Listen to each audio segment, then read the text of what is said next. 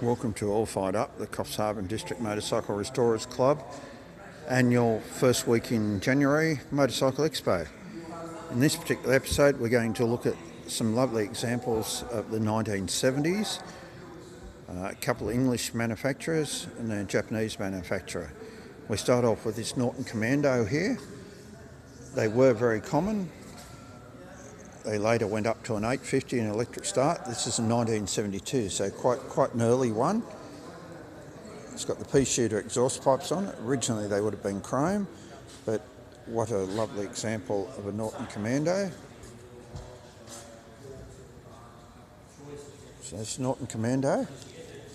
But one of the things that happened with the British manufacturers was the Japanese were snapping at their heels.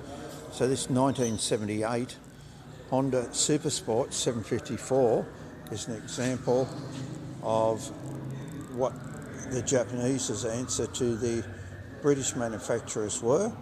This one's had a slight modification. It's got a 4-into-1 exhaust pipe on it. But it's a very fine example of a Honda Supersport, which of course came after the original 1969 Honda 754s. This bike came out at Missouri in the States. Still has the original sticker on it there from the Honda and Kawasaki dealer, Bob Schultz Motors in St. John, Missouri. Now next door to that is a Triumph Bonneville. Bonneville is very well-known very well-known British make. And the Bonneville is a name that still goes through to this day.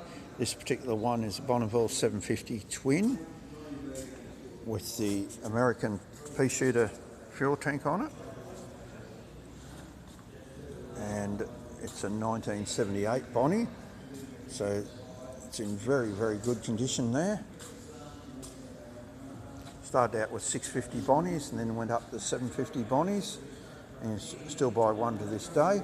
And then something totally different to it in the 70s is a 1971 Russian Boooo2. Not a Cossack, a Voss. Now this is only a little 175, was purchased new from Capital Motors in Sydney, 100 Parramatta Road, Auburn, if we want to get precisely right. It's done in its life a total of 2,309 kilometres. Paintwork on it's never been touched. I believe after the show it's going to get a cut and polish, but at the moment it's as it was found.